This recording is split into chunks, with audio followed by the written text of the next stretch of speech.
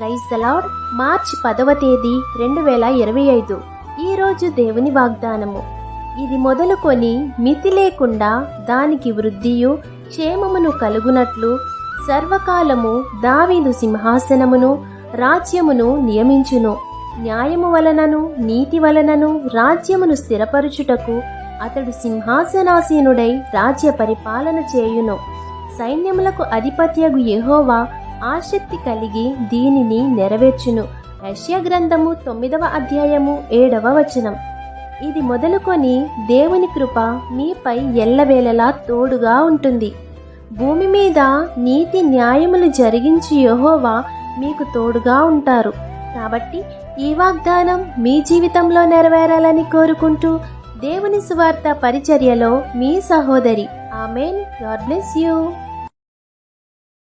Download ShareChat.